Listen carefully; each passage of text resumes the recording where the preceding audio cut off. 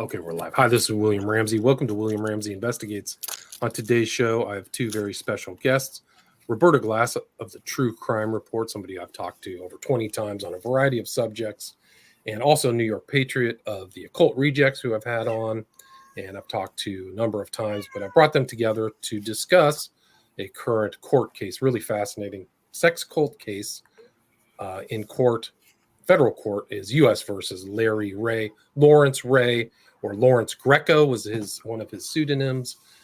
But I've done some research. I've looked through the indictment, which was sealed. Somehow it was released, but I looked through and looked at all the counts, and I've done some reading on it. But we're very fortunate to have Roberta Glass because she has been in court, and she was in court today, March 18th, to see the trial got restarted after Larry Ray complained about being ill or something like that. But Roberta can go in detail about that. And NYPatriot is in New York too. So Roberta and NYPatriot, welcome to the show. Thanks for agreeing to the interview.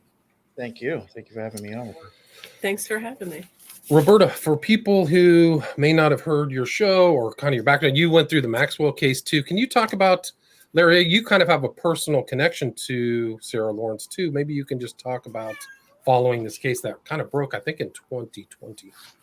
Sure. I graduated from Sarah Lawrence College in the 90s, and that's my personal connection to this case. I know the campus intimately, and I was shocked when New York Magazine broke this story that there was a sex cult on campus, not much different than NXIVM cult, which is a trial that I also attended and covered from the early hearings on to the trial of Keith Raniere. So what happened at this college? What's so shocking as an alumnus hearing about this story is that Sarah Lawrence is a very small campus. It's outside New York City in Bronxville, New York, and everybody knows each other's business. There is no way that this middle-aged, bald, he looks older than what he is, middle-aged, baldy, pudgy guy was living on campus, sleeping in his daughter's best friend's room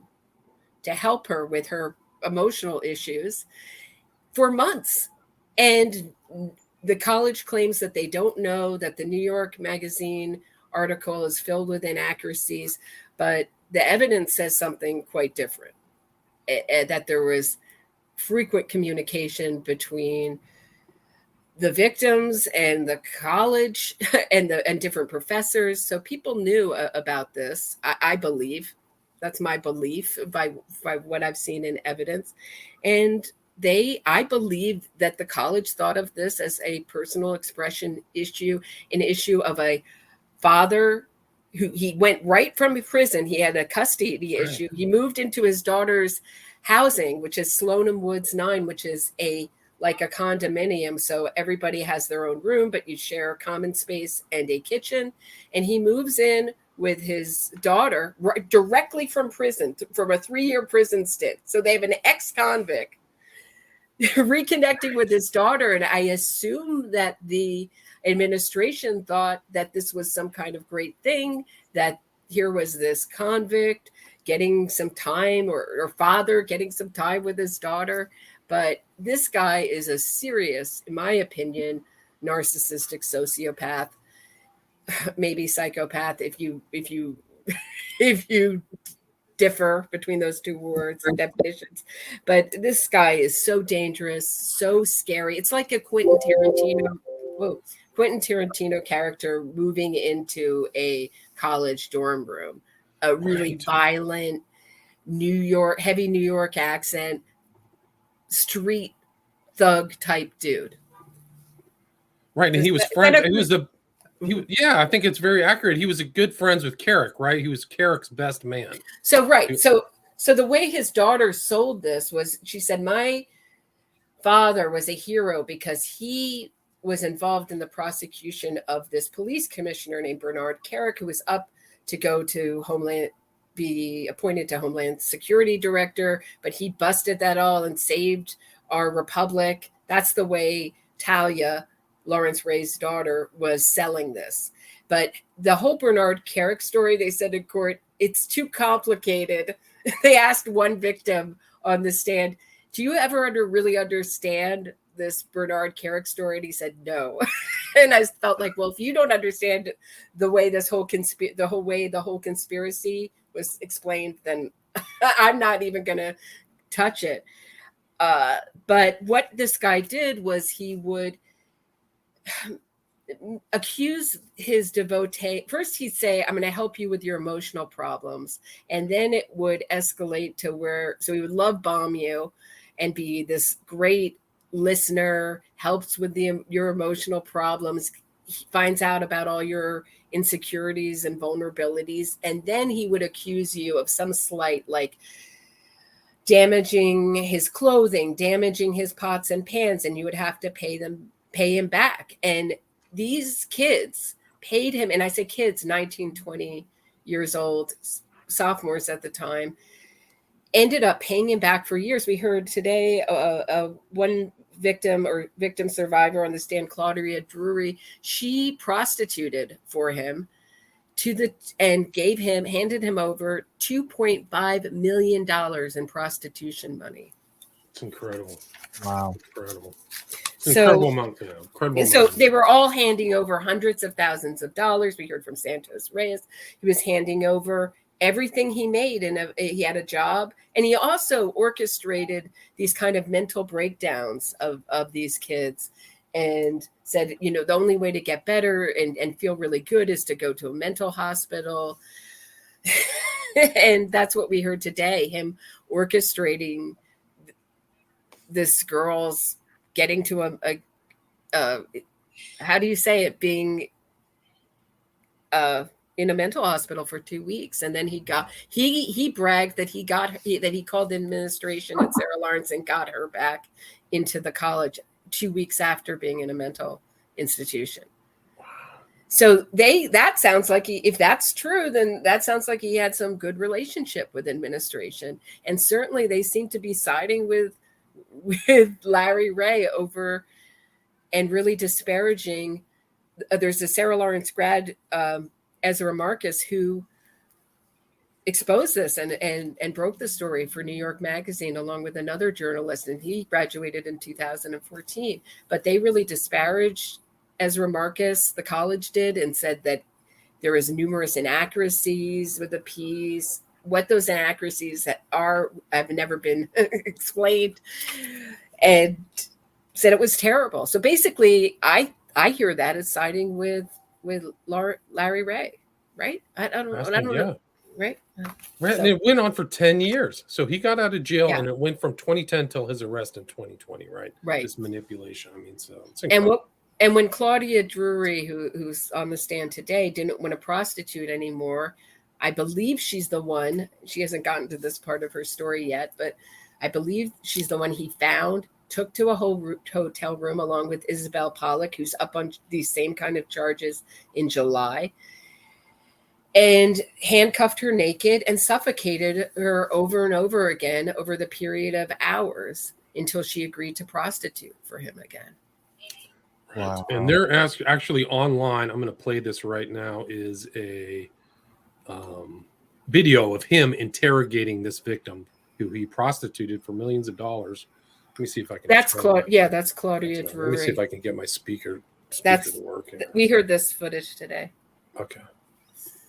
Let's go turn off speakers. Can you hear that? I can't. Okay. Let's see if I can get this to work.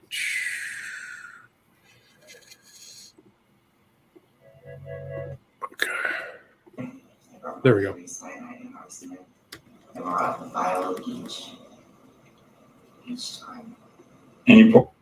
This is Larry Ray talking to. What's going on? Stop. I have to turn my dumb headphones on. Okay. Hey. That'll get this to work. The technical difficulties here. Sorry. Okay, let's try this now. Poison me? You said? This is Larry Ray talking. This is a girl on the stand today. Claudia Drury. What'd you bring? I brought mercury, cyanide, and arsenic. They were out of the vial of each. each time. And you poisoned me, Yes. you said? Yes. And where'd you put it? I put it in your food. I put it on your back. I put it in your shoes. I put it on your handles where you were touched in the bed, or in the bathroom where you were touched. So that was it. If you look at her head, she has a welt where he hit her with something. With a crop. The crop, yeah. Riding crop. I'm Suzanne Marquez. Sorry. This is the Sorry about that. So yeah, he made his devotees wear diapers at one point. He beat them, suffocated them, threatened them, starved them. He had a lock on the refrigerator, interrogated them for hours. And one of the things that he was really paranoid about was being poisoned. And New York Magazine, when they went to investigate this story, thought that they were investigating a story about poisoning and Bernard Kerik. And what they found was a story totally different about a paranoid thug going to a college campus and starting a cult. And basically, they're calling it a cult. Doesn't have any legal meaning, but they're calling it a criminal enterprise. And he's being accused of forced labor conspiracy, tax evasion, sex trafficking. I know there's some others charges. use of interstate commerce to promote unlawful activity, money laundering, forced labor trafficking and conspiracy, sex trafficking. Yeah, you got Right. it. So it's a lot of charges. Damn. Yeah. What was he doing like as a job prior to that? Like, did he have like a profession? Like, what exactly did he do? I'm not sure.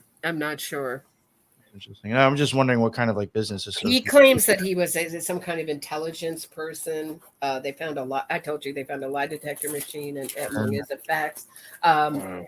Yeah, how he made a living and his relationship with people like Gorbachev and Kerik needs more investigation, certainly. This is a picture of him manhandling this woman, Felicia Rosario. So she's. I'm sorry. No, sorry. please continue. I'm No, so go ahead. sorry. Go. This is one of the two sisters, and she's a psychiatrist in California. That she's the sister of Santos Rosario, who was the star witness in this case. He was a sophomore at Sloan Woods 9. He was living there when Larry Ray moved in, and he got so into this cult that he invited his two sisters in. And when Lawrence Ray was arrested, he was arrested with Isabel Pollack and Felicia Rosario, this woman that we're seeing right here. And he was calling both of them his wives. So He would he was like a Manson. So he comes out of jail. He seems to know these techniques of human manipulation. He uses them, and then he's like getting people to have sex, and then sometimes he has sex with them. So there's a sexual component to all this stuff too. It's really crazy. right, he's directing them to have sex with each other, and he claimed today. We heard testimony that he said he was involved in the swinger scene in New York, swinger clubs. Wow. And I wonder if he was involved in ever Synanon or any kind of those 70s encounter groups. Oh my God. You know, Synanon? Some of these techniques are so similar to what they did with Synanon, with making them wear diapers, interrogating them, having these sort of honesty rap sessions, group rap sessions. It seems very similar, but maybe that's by coincidence. I interviewed the lawyer who sued Synanon. His name is Paul Morantz. I did like a 2.5-hour interview with him. People want to go back through my art. Yeah, it's a good one. He's great. So he gave me a signed copy of his book, but you can listen to that. So if you want to, Dieterich, I think was the guy's name. Yep. Chuck Dieterich. And then I actually met Morantz and shook the hand of that got desiccated from the poison that the followers of Dieterich put a lethal poisonous snake in his mailbox, and it actually caused him some serious injuries. So Dieterich was not a joke. This guy's not a joke either. This guy, Larry Greco. You can see him on the screen if you're watching YouTube. This is like Charles Manson moving onto a small liberal arts college campus. Can you imagine what the parents, if they knew about this? Like, they sent their kids to a beautiful campus, very well respected, small liberal arts college, and they have a freaking predator on there, right? Predator on campus. A predator that they're saying they're taking no responsibility and that they're not doing anything different. And I'm wondering if there's a difference in covering this as a woman than a man, because I'm looking around the room and there's mostly men journalists covering this. If it's more shocking, but what we heard today was Claudia Drury on the phone with her parents, and she insisted on staying on the phone with Larry Ray, and him instructing Larry Ray instructing Claudia Drury what to tell her parents to get her committed to a mental institution. And the parents keep saying, hang up. And she refused to hang up. And then when she got to the mental institution, her doctor didn't like Larry Ray, had a negative feeling about him right away, probably because he ticked all the boxes for coercive control. And Larry Ray, she told her doctor she wouldn't talk to him unless he talked to Larry Ray first. And when he didn't, she would turn his back on him. And then that's as per Larry Ray's instructions. I mean, this guy just absolutely controlled every aspect of their lives, from eating, sleeping, money, who they slept with, what they did, profession. I mean, he's a serious, serious predator. It's the present day Charles Manson. Yep. Just didn't have as many. Or Keith. I mean, he had the Raniere thing down, right? He's way worse than Keith. I mean, I thought I couldn't find someone worse than Keith Raniere, but this is pretty much close, I would say. And he was using Backpage too, right, to prostitute the girl. Is that right? Mm-hmm. We heard from FBI forensic investigator today who shut down Backpage, and these women would use Backpage to advertise their prostitution services. And we saw the transfers of money going in and out from these prostitution deals. Just thousands and thousands of dollars he had coming in. Yeah, 7 figures. That's what he was. I mean, that's what they found he was making. It's incredible. What's the kind of feel within the courtroom? What's your sense that you've been there all week? Can you talk about what it's like inside? Well, it's interesting. Today was the first day. It was super packed. So I think his whole medical incident, which was when we got there, trial started very late, and it was announced he had a seizure. Then right before lunch, he had another incident and was taken out in an ambulance and didn't come back. And then we didn't have court Wednesday or Thursday. And the government submitted some documents about his health, but it's under seal, so I don't know what it says. I think that sparked everybody's interest. So it was pretty packed today, shockingly. It's been totally underreported, in my opinion, the story. We've had the New York Magazine people there. We had the woman who broke the Juror 50 story there from the Daily Mail. I got to talk to her today.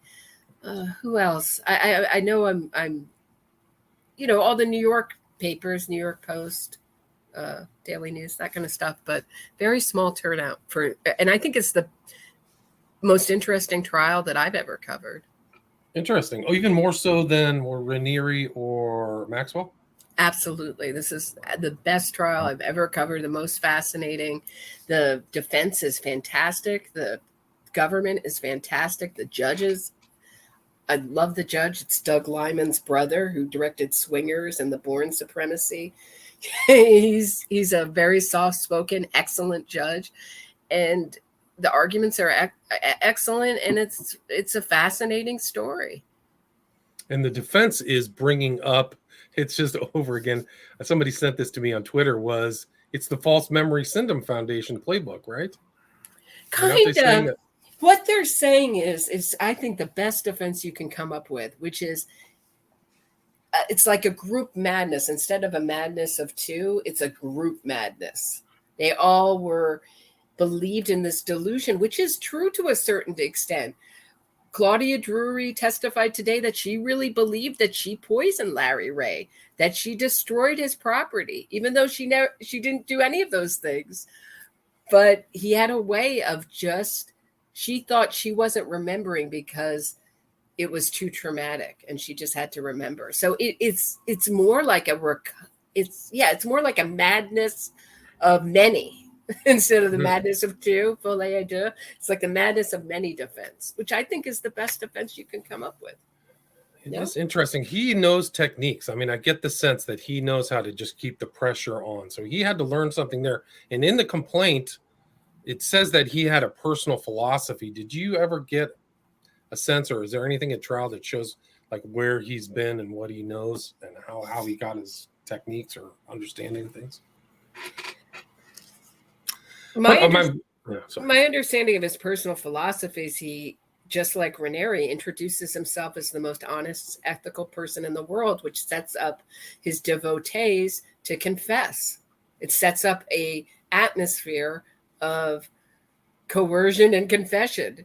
You have to be honest. I'm the most honest and ethical person here. You have to come up to my level. And that gave him the right to interrogate these kids for hours until they confessed to what he wanted them to confess to. It's really something else. I mean, anything you want to add, Patriot? I was just wondering a couple of things. Did they mention like how I'm interested in how this guy was receiving the payments too? Like, was that through like digital apps or like cash? Like, did they ever go into like how this guy was even business wise running this? A lot of help from Isabel Pollack. We heard today in court that they were getting it through Zelle payments. Basically, it sounded like all money transfers. Yeah. And I was like, have you guys ever heard of cash? And the other thing is, you realize in this day and age, if you're doing something criminal, don't text about it. Because all we're seeing is, or maybe I shouldn't give that advice. Keep texting about it, criminals, because it's your downfall. We're seeing tons and tons of texts where the money will come later today, and then you see the transfer. Then they bring up the transfer. So, and the other question I had, I guess as far as location of where this guy is from, you've covered like kind of a bunch of stuff like kind of in the upper state or like Westchester area, right? Yourself? Other cases? No, just New York City, just Brooklyn and For some reason I was thinking you covered something else that was up in that area. Well, NXIVM was upstate, but it was tried in Brooklyn. How far away were the two from each other? Many hours. Many hours. Right. Yeah, it just seems like when you start talking about like NXIVM and then even some stuff with Son of Sam, and then you add this guy in, I feel like you start seeing like maybe a pattern within a certain amount of area in New York. The pattern to me is that this could have been stopped way early, and people were complaining and talking, and had someone cared enough to stop it, it could have been stopped. Same with NXIVM. And in NXIVM, there's things that's never been answered is all the politicians who were warned about NXIVM, and instead of stopping it, they joined forces with NXIVM and went after their victims. So what's going on there with that? And nobody's ever faced any consequences for doing that. Ditto here with Sarah Lawrence. And I think I'm predicting something worse will happen on that campus. Wow. Yeah, the only reason I was even questioning that, I guess, is from like my background of like being involved with like secret societies and occultism. It seems this stuff seems to also go on where there tends to be like lodges of other places around. Mm-hmm. So I've often wondered, like, are these like some like weird cult mentality ideas that came from, a member of an inner order of the Masons, or say the OTO or something, and they start these weird things. Well, I know that Ranieri was very interested in Crowley, but I don't know about Larry Ray.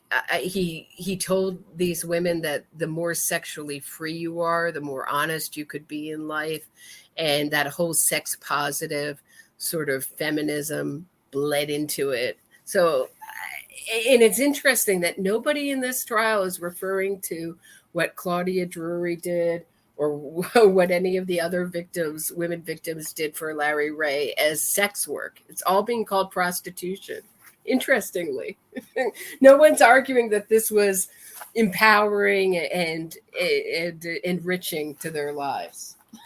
But they're all the same. Which is the faux feminist talking point right now and in life. I mean, it's always referred to as sex work now. They've totally normalized that, which is it's in my opinion, it's a contradiction in terms. So. Right. Well, if they're giving their money to Larry Ray, it's definitely prostitution. It's not sex work because they're not getting the benefit proceeds of what they did. I don't care if they're getting the proceeds. It's still demeaning either way. Prostitution is prostitution. It's not work. And I mean, I would argue, that's my opinion on it. And it's interesting. I mean, this is sex trafficking, Right. Is what this is.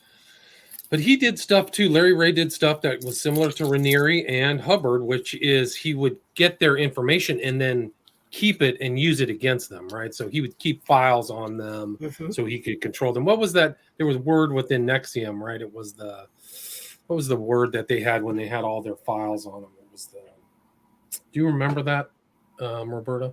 The files, they had a name for it. It was like the contradiction. I can't remember.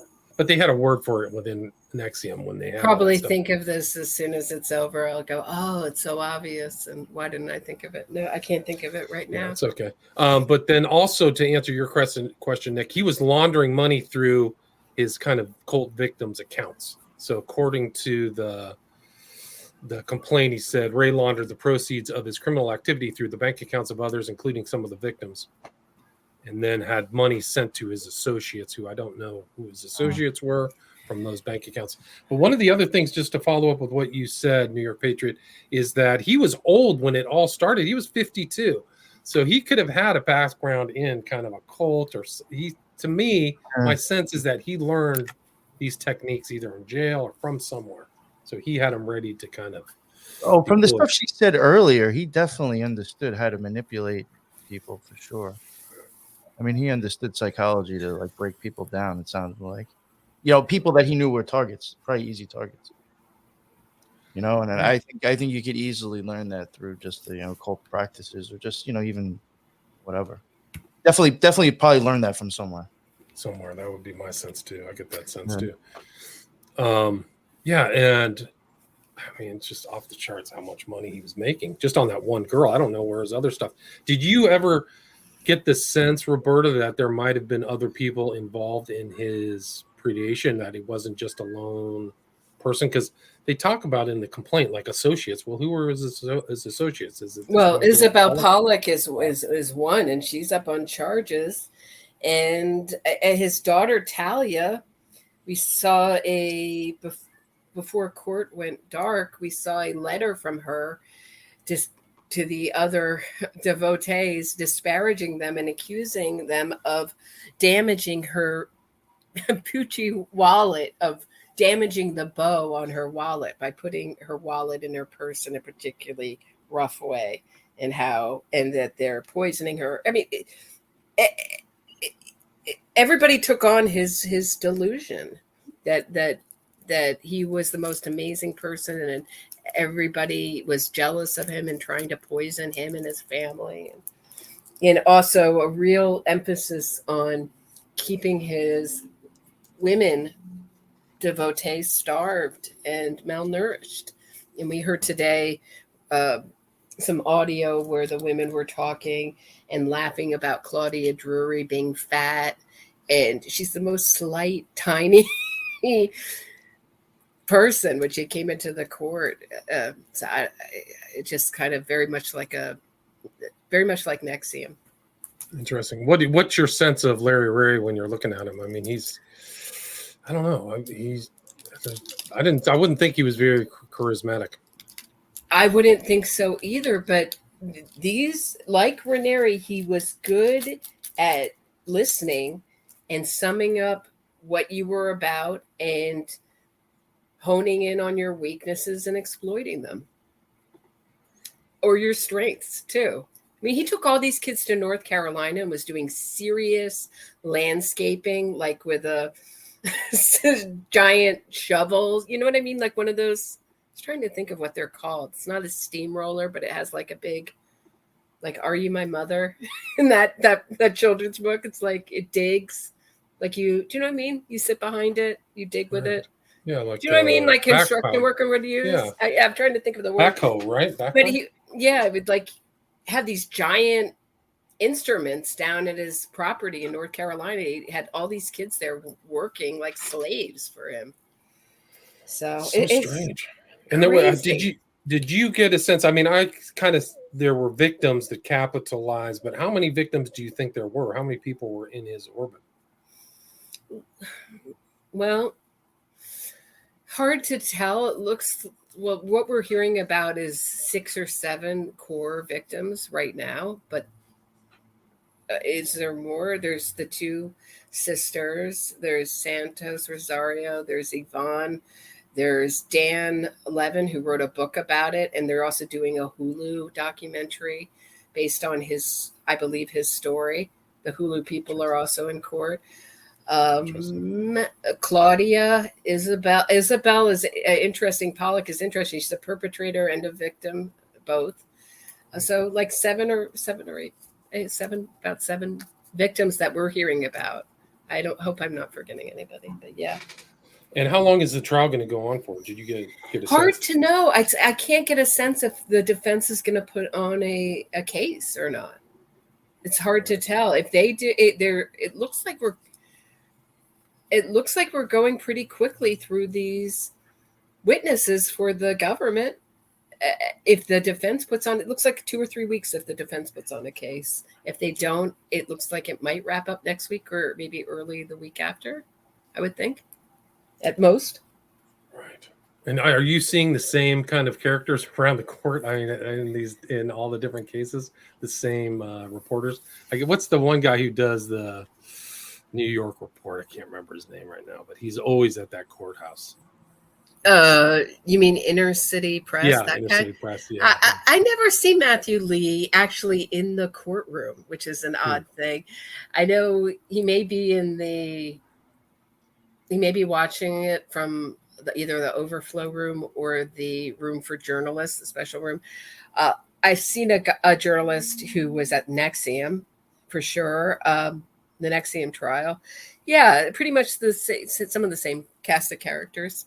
But very, very, very poorly attended trial, I would say. Right. Interesting. Did you see the video of Larry Ray getting beat up by Tommaso? Yes. Tommaso? Yes. Can you talk about that?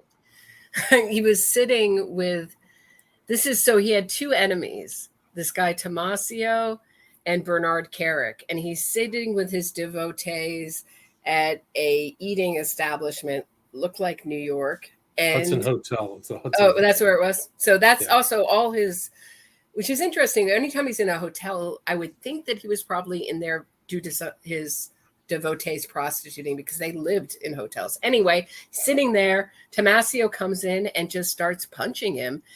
And Larry Ray, big tough guy, does hardly anything. Yeah, he got beat down. He got beat up. He didn't fight back at all. Mm-hmm. Yeah. What was their argument? I didn't understand what the beef was. I've yet to understand the full beef between him and Tommasio. That's one of these things I'm hoping gets explained during this trial. Gotcha. But yeah, the video is around. I think it's on the Inner City Press. You can watch that on Twitter. But he doesn't even throw a punch. He just lets the guy beat the crap out of him. Mm-hmm. Really interesting. It doesn't move. And yeah, very, very curious. But a lot of anger there. So he was angry about something. I don't know what D. Tommaso was. Yeah. I'm just looking at Larry Ray's neck fat through the entire trial and just having very dark thoughts. Yeah, really. I mean, very strange. What do you think the outcome of the trial will be from Lee, Veltman, Roberta? I think that he's toast. I think he's going away for a very long time. If this doesn't get a mistrial from all his health, if he doesn't do some other health shenanigans, whether they're real or not, I can't tell, but I would think that there's shenanigans, knowing what a control freak he is and knowing what a manipulator he is. I would think that this is put on, because right before he had that second incident, we saw very devastating testimony. So it was advantageous to him to have some kind of health issue.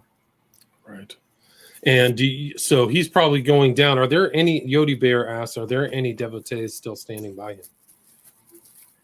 Oh, the interesting part is that Santos Rosario came back and wrote 2 comments on the New York Magazine. So left him, came back to him right around the time that participated in the New York Magazine article, and then disparaged it and wrote 2 comments, which we saw in court, defending Ray. And then he ended up, of course, moving away from Ray, even up to the point where he was meeting with the government. The first meeting, he was defending Larry Ray and saying, well, I destroyed his property. I was dishonest. I was wasting his time. The things that he liked to accuse his devotees of: destroying property, wasting his time, and poisoning him. Those were the 3 things, the 3 main things that he got them to confess to. And so the government played a tape of Larry Ray threatening to break bones all over his body, basically beat him with a hammer. And when he heard that, he said, when I heard that tape, I thought I would never let anyone treat me the way Larry Ray treated that young man on the tape. That's a paraphrase, but that's the essence of what he said. So Right, that's when he came out of it, was when he met with the government. And he was violent. Like, I think he held a knife up to one of the girl's genitals, and he did Daniel Levin. He wrapped saran wrap around his head. Around his penis. Was it? Penis. Wow. Oh, wow. Yeah, he created this concoction with saran wrap and wrapped it around his penis. And it's interesting. I just listened to an interview with Daniel Levin, and he thinks that Sarah Lawrence has no responsibility in this. And I thought, they said, oh, people are just looking for someone to blame. And I thought to myself, that is an opinion you can only have when you're young and have no idea or not a parent.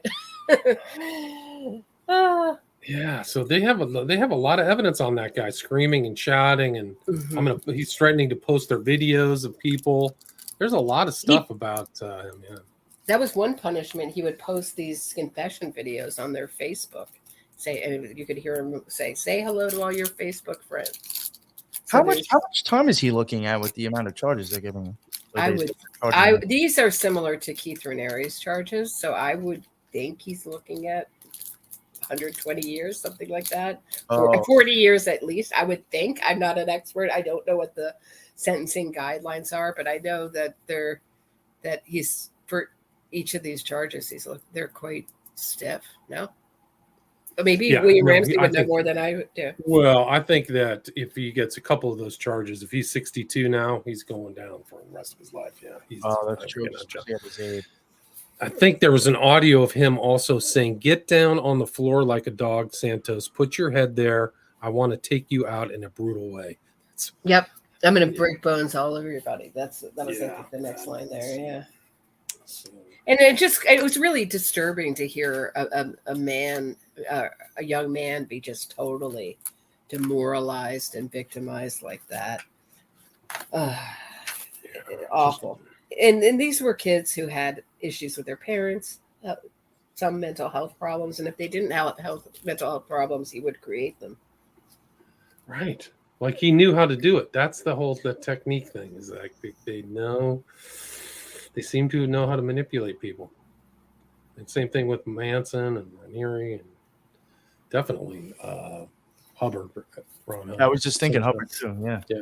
Well, that's the whole thing that goes through. Hubbard was one of the earlier guys. I don't know if there's a predicate to him, but he was the one who would get people to confess. Then he would write it in a file and keep the file. So he would just share all of your thoughts. It's better to release them all. And people would tell these horrible secrets about themselves. And then he would have it on him, and he would always have that leverage on people. And it's the same thing that Raniere did. And it looks like it's the same thing that this guy did. Lawrence Ray or Lawrence Greco. He's a really loathsome human being. He looks terrible here, and this poor girl, Felicia Rosario, looks terrified. Like she looks so ill too in this video. She just looked so ill and not well, underweight, and And I think he's filming it. Like he's got Yep. his phone, like he's trying to film her getting beat up. That's the other thing. He convinced all of them that they were all going to go to prison. Isabel Pollock told Claudia Drury, who was testified today, that the next time she saw her would be that Claudia Drury would be in a orange prison jumpsuit, which is exactly what Keith Raniere told Tony Natale. Wow. So it's amazing. These predators all do the same thing. It's not original. Certainly. And his daughter was with him this whole 10 years. Is that correct? Or she's still standing by him? Do you know what? That's what I was wondering today. I was wondering what's going on with Talia. Boy, does she come off terribly in this trial. But she's not being charged, which I think is odd. She definitely could have been. It's definitely borderline for being charges against her. She was certainly very involved in this. She said, I can't thank you enough for helping my friends out. And we thought about this project and only you could help them. We read this email from Talia to her dad, Larry Ray. And it was just this